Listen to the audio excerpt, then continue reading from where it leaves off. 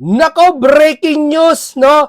Ipinalipat itong si Madriaga sa ibang upuan nito ni Bacolao, no? Dahil katabi po si Congressman Henry Marcoleta, nakikita niyo naman larawan, magkatabi po sila, no? Bakit kaya pinalipat, no? Bakit kaya?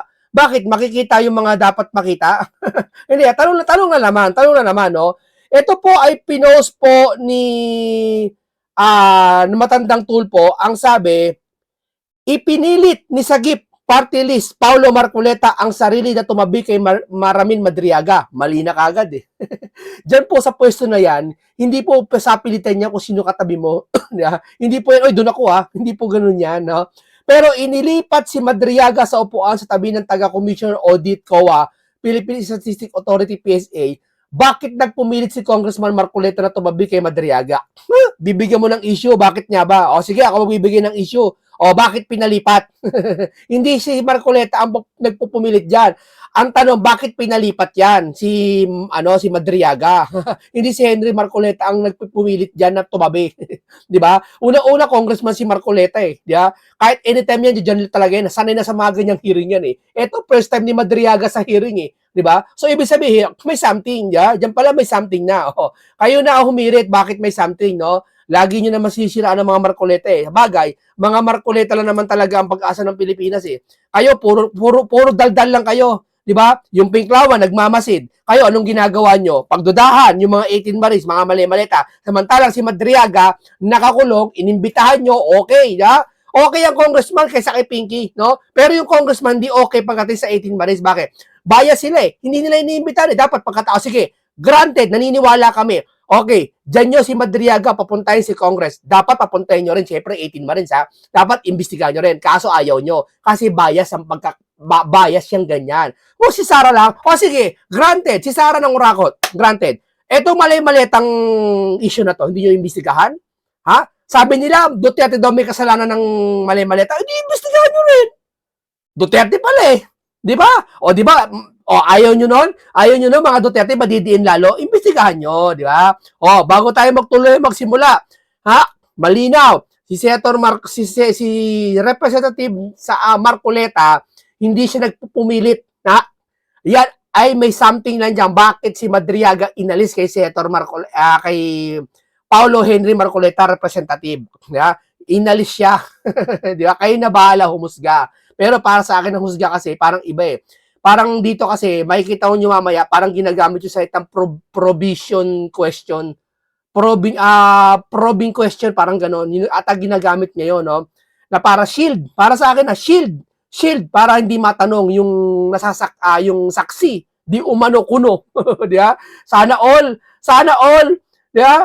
Naalala ko tuloy si Pangilinan. Sana all. Di ba? Sana all iniimbestigahan si si Madriaga. Sana all si 18 Maris din, no? Para hindi bias, no? Kakaiba na ngayon, no? Harap-harapan, harapan no? O mga kababayan, nagsisisi na kayo kung sino mga binoto nyo. Ha? Nagsisisi na kayo.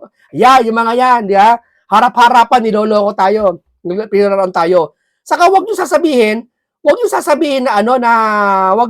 na porket ako sinasabi ko kay BBM na parang kumakampi yata ako, bumabaliktad yata ako. Hindi ako bumabaliktad.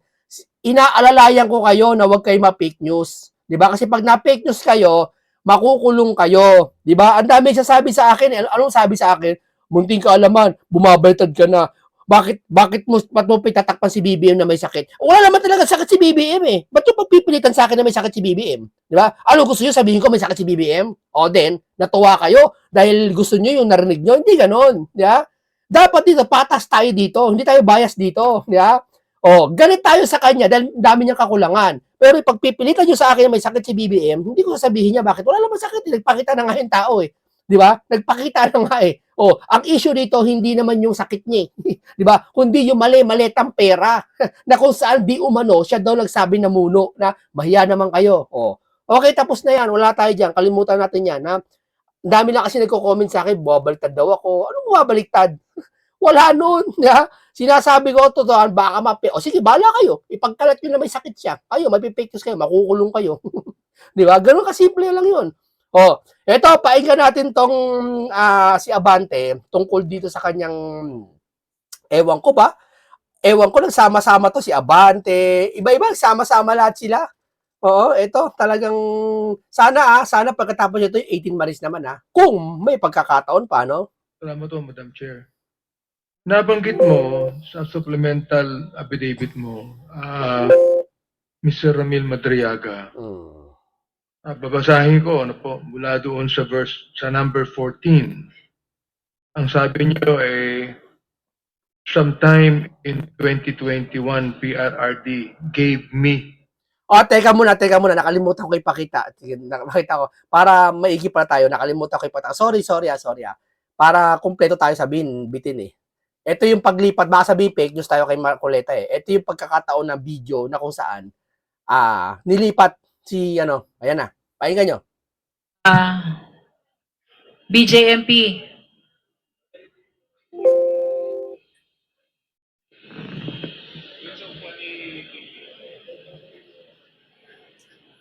Ayan, inalis kay Representative Marcoleta.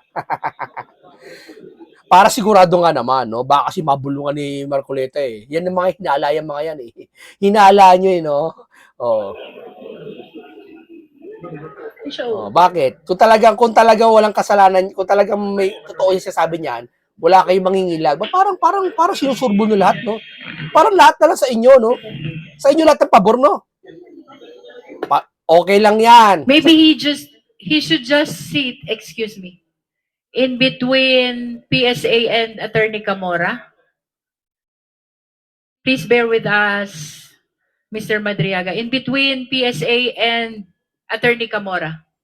So he will be seated along with the other resource persons. Let us leave the chair for the Vice President vacant because we are extending the opportunity to participate to her. Hayaan nyo na yan. Hayaan nyo na yan. Dito tayo kay Bante. Yan na, pinakita ko sa inyo. 25 million. Yung po ba ina-attest ninyong tama? Opo, Madam Chair, opo, Your Honor. Ibinigay sa inyo ni PRRD mismo. Siya Opo. personally, yung 25 million. Opo, Madam Chair, opo, Your Honor. Pero sinasabi niya, wala siya pera. Meron po. Meron.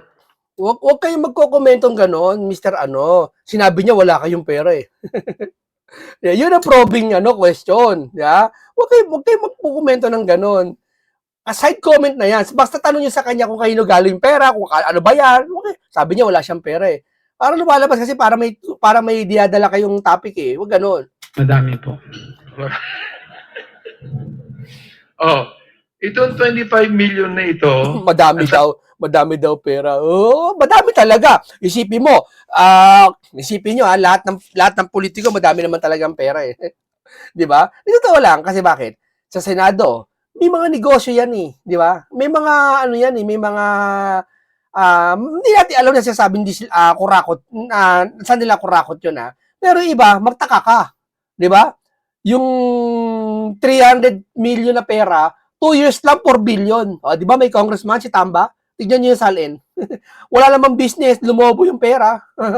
Ayaw nila yon, ayaw nila tanungin yun. sabi mo dito, to purchase high-end motorcycles. Kaya bumili kayo ng dalawang 2021 model Harley-Davidson motorcycles at nilagay nyo sa pangalan ng anak nyo. Tama ho yun po.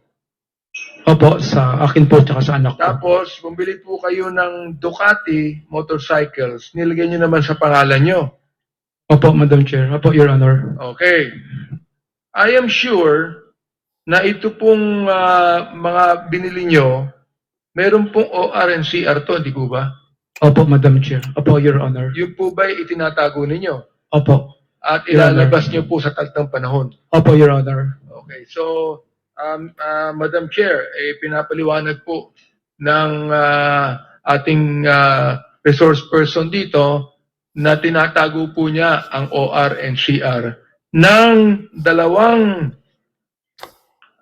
Tandaan niyo yan tinatago niya. Ewan ko kung nasa kanya pa yan, nakakulong na matagal yan Ewan ko parang naitatago yun.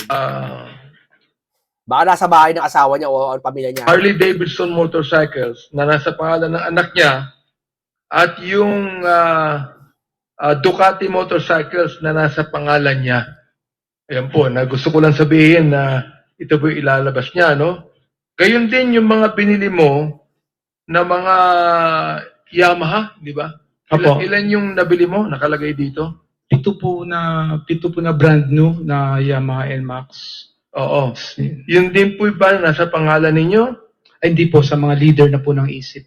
Ang sinabi po ninyo, lahat po ng mga ito, number 18 nakalagay nyo, all purchases of these motorcycles, including the aforementioned accessories, were paid in cash using the money given to me by PRRD.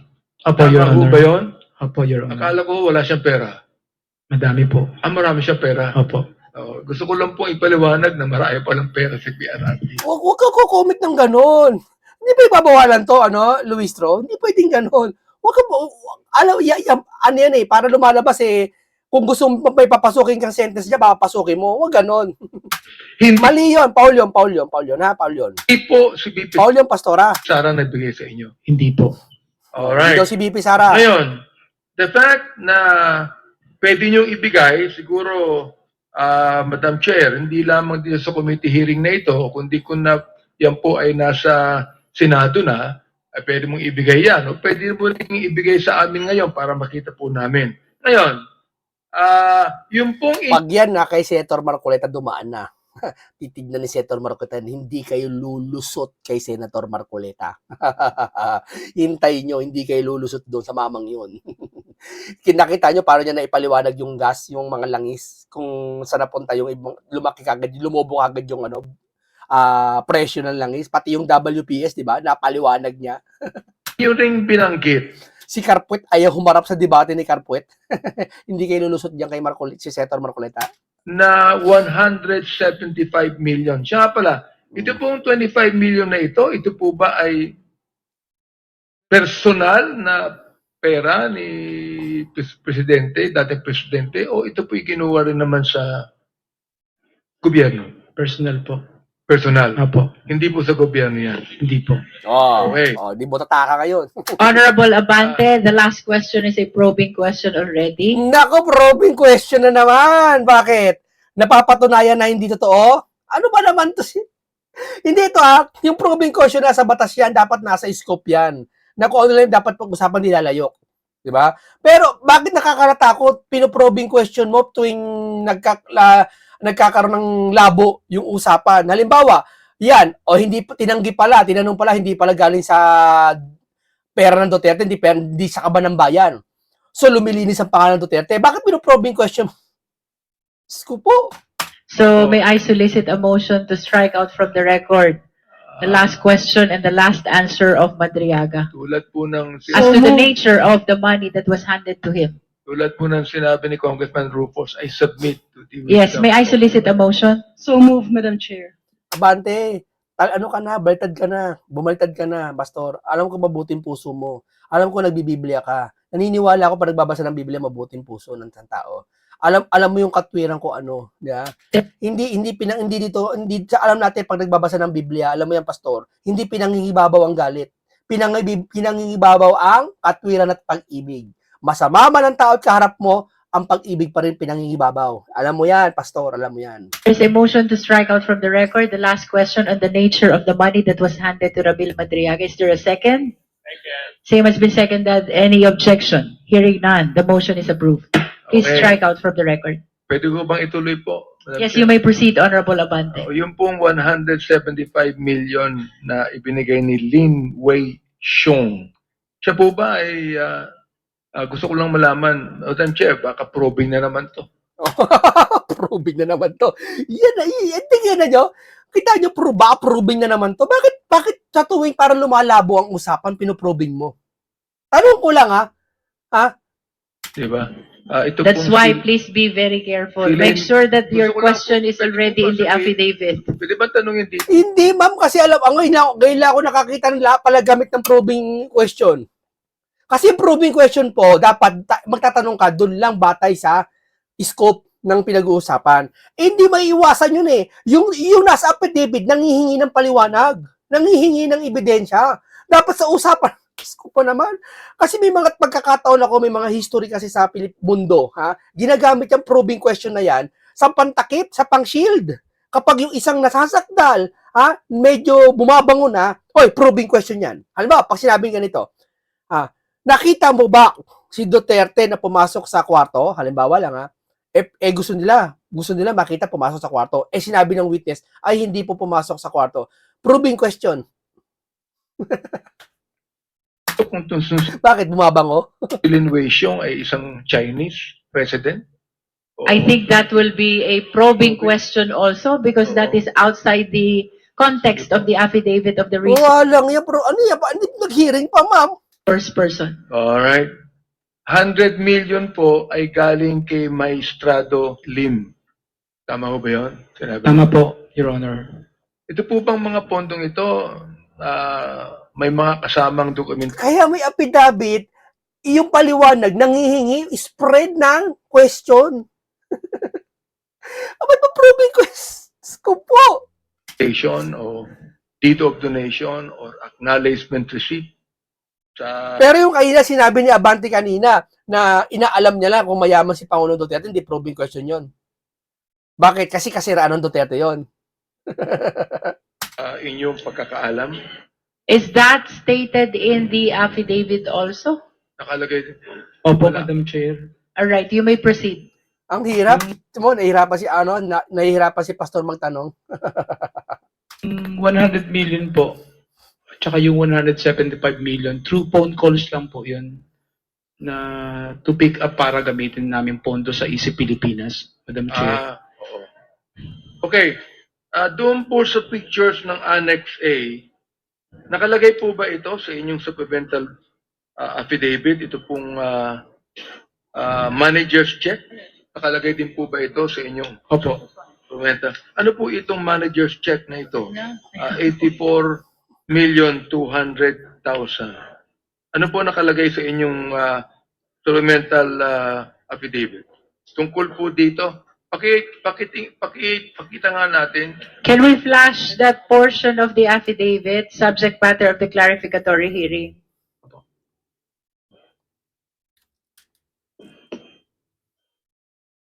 Hindi po na ipakita ito eh. Ito ba kasama din?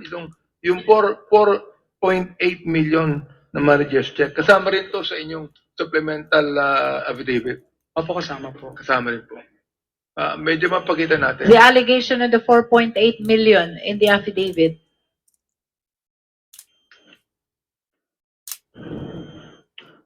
Kasama What po, number Madam- is that, Kasama nyo. Honorable Abante? What number is that in the affidavit? Annex A. Annex A1. Oh, it is an attachment. It is an yan. attachment. Oo, pero kasama sa supplemental Yes. affidavit. That is annex. Annex A and Annex A1. Can we flash Annex A and Annex A1?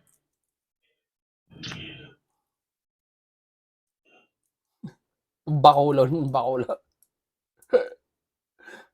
We are reminding the justice members that our clarificatory questions are limited to 5 minutes only. If that will not be sufficient, you will be listed for the second round. Parang script yung programa na yan, nakakainis. Parang bawal yata magtanong dyan eh. Sabihin nyo na kung bawal magtanong dyan.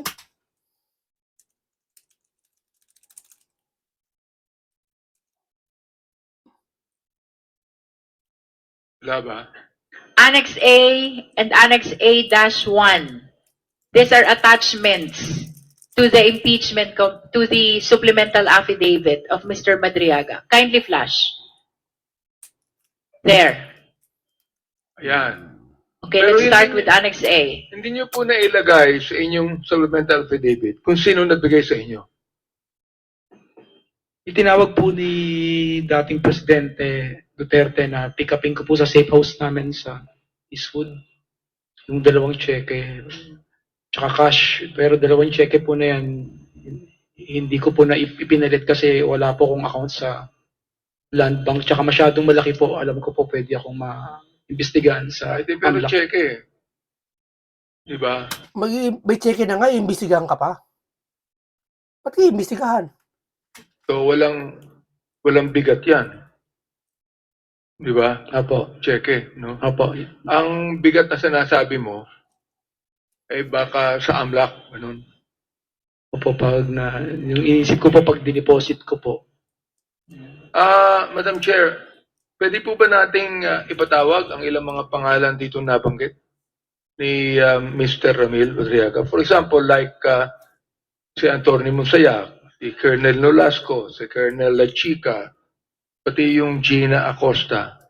We Okay. will defer our concern on Di ba? issuing subpoena for additional witnesses until we have presented all the resource persons, rather, who have Okay. complied already. We have Iba talaga pag gusto ma-impeach si Sara. Iba lumalabas sa mga bunganga ng mga to. a long list of resource persons already in line. Dalawang tanong na lamang po. Ito pong relationship ninyo with the respondent. Sinabi po ni VP Sara na dinenay niya na meron kayong personal or professional relationship. Yun ang pagkakasabi po niya. Pero, yung pong nakita na yung mga picture, nagsasabi na talagang kilala niyo siya. Ano po? Meron kasing picture na kung saan may meeting sila. Doon sila bumabatay. Ano ba naman kayo? Politiko si Sara. Ako nga vlogger ako Marami nagpapapicture sa akin minsan Minsan sinasama pa ako sa mga group na mga mini vlogger na sumasali ako, proud sila, pinipicture ako, ini-screenshot nila sa akin. Tapos sasabihin kilala ako. Hindi ko sila kilala. Nakilala ko sila isang beses pero nakakalimutan ko na. Di ba? Yun yung minsan best friend mo na Hindi naman best friend, nagkasama kita 3 taon, ha? Pagkalipas ng mga 5 years, di ba nakakalimutan mo minsan? Sino ka nga ba ulit? Ay, oo, nakasama kita isang beses sa swimming. Di ba ganon? Hindi lahat ng kaibigan kakilala mo, binati daw ni Sara, happy birthday, Madriaga. Siyempre, politika si Sara Sa campaign, tumutulong si Madriaga sa campaign ni Sara. Malamang, babatiin ni Sara lahat yan para boto rin yan. Lahat yan, kung magtampo yan. Di mawawala ng boto si Sara. Di ba? Maraming hawak yata si Madriaga na botante nung araw. Di ba? Kakilala, maaaring nagkakilala, pero maaaring pwede mo i-admit na, hindi ko nakilala yan kasi nakalimutan mo na. Di ba? Ano ba naman itong mga to? Opo, Madam Chair. Meron po ba kayong ebidensya like ng logs, visitors entries, or gate passes sa Malacanang o Davao City Hall o sa OBP That office? is a probing question. Ay, probing question na naman! Ready, Honorable Abante? Kung meron ba kayong mga lag na kasi bakit sagot ni Madriaga wala Pinagbakit ba? Kasi yung affidavit, ano doon yung pwedeng magtanong? Bakit probing question na naman? Okay. Okay. Nawala na. Pastor, baliktad na. Alam naman natin parehas tayo sa Diyos Bible binabasa natin Baliktad na. Yeah? Alam mo na makiramdam ka. Ang nagbabasa ng Biblia, kahit mali, pinakamasamang tao sa mundo, sabi ng Panginoon, di ba, Bante, na pinapatawad yan ng Panginoon. Sino tayo para hindi magpatawad? Di ba? Iyaan mo sila, Bante, hindi sila pastor Tayo, kahit papaano, nagbabasa tayo ng Biblia, Sir Pastor. Di ba? Nararamdaman ko puso ni Pastor kasi nagkapwa kami nagbabasa ng Biblia Di ba? Urong na. Urong na. Kita mo, puro probing question natin tinatanong mo. Yung pagtatanong kasi doon malalaman kung talagang meron o wala. Wala siguro. Anyway, Wala siguro. Parang, kayo na humusga. Alam po, at meron pa, pero Yun ay tanong kasi probing question na na itatanong, baka probing question uli. Oh! Tama ka. Good job. May silbi din tayo. May silbi ka. Alright. Thank you. Maraming For the salamat. guidance of the justice members, we are reminded to Dismayado yung itsura ni Abante. Kata mo. Napapatingin sa paligid. Yung body reaction niya, dismayado. Yeah. Meron something dyan na kailangan may tanong. Tapos ipuproving question mo. Sa madaling salita, parang pinagbabawalan mo itanong. Bakit? Baka sumagot yung witness ng wala. Baka sumagot hindi sang-ayon sa gusto nyo. Tanong ko lang, tanong lang. find our questions to merely clarificatory because this is just a clarificatory hearing. We are not holding a trial. Your probing questions must be raised during the stage of the trial already. Now we proceed to our next justice member, Tama, sige, may point ka. the Honorable Chel Jokno. Thank you, Madam Chair. Magandang hapon, Mr. Madriaga. Chel joke na yan, ha? Chel joke na yan. Magandang hapon po, Your Honor. May I request, Madam Chair, that the committee secretary flash paragraph 55 of the supplemental affidavit on the Talagang screen. gustong-gusto nila maimpis si Sara, no? Mga mga to, no? Tintindi nyo? Yeah, titindi nyo? Kindly flash paragraph 55 of the supplemental affidavit.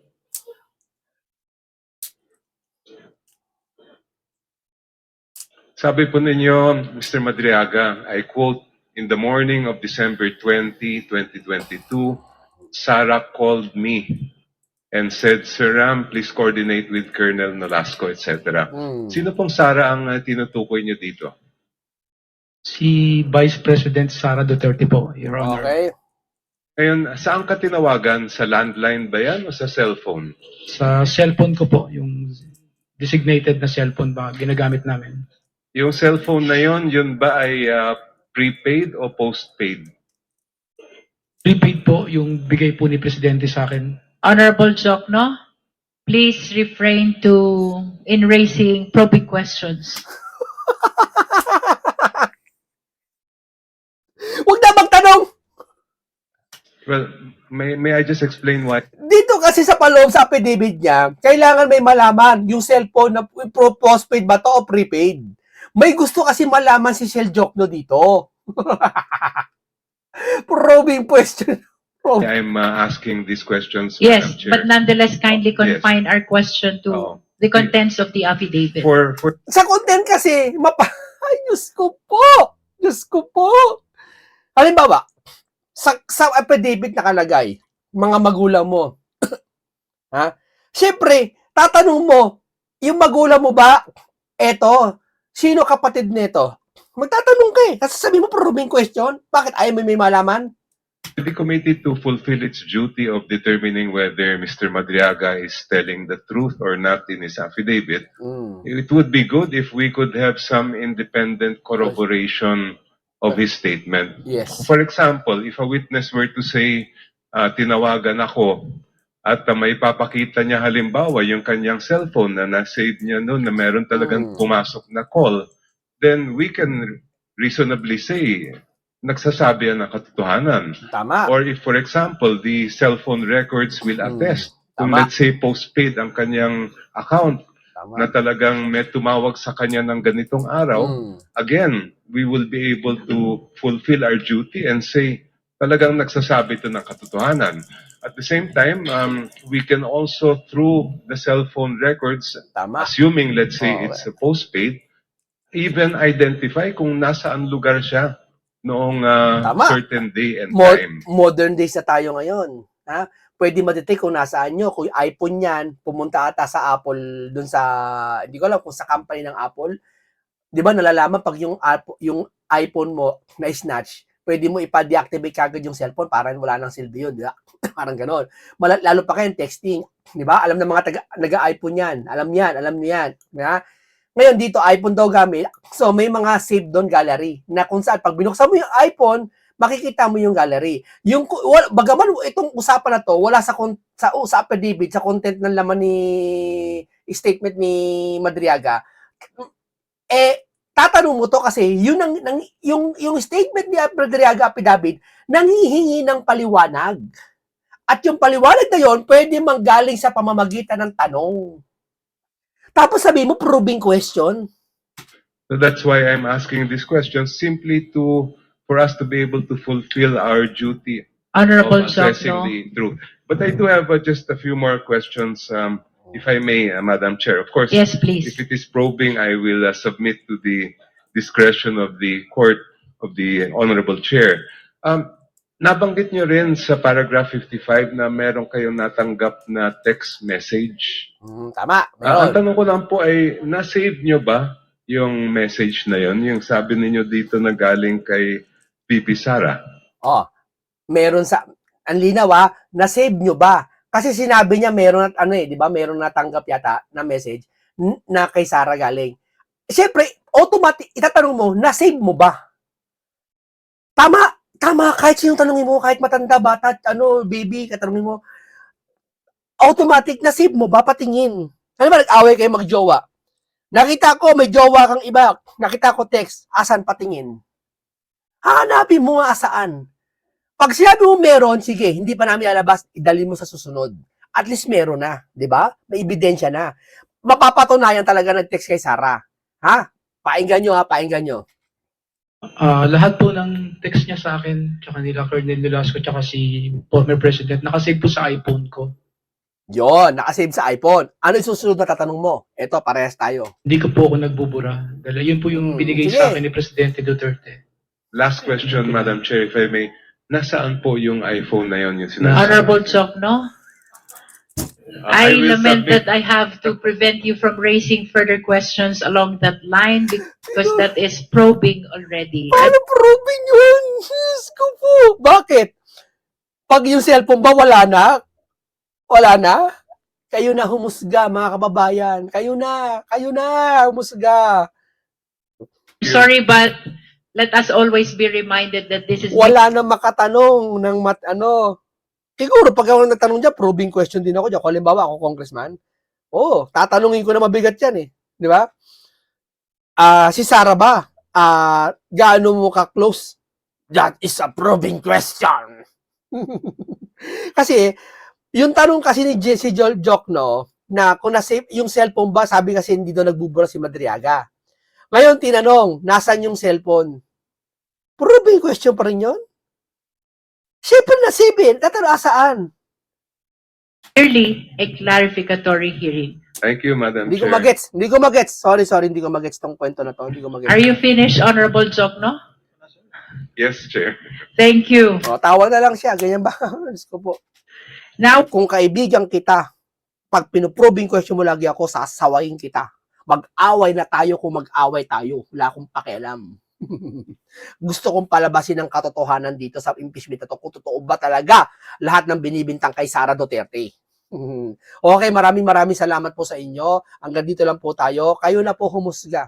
Ako nag-react lang ako, nagbigay ako ng tsorya. Nagbigay ako ng opinion na bakit ganun? Bakit parang yung mga tanong parang bagay? May punto naman itong si Baculaw, ba't pangalan ito? Si Baculaw.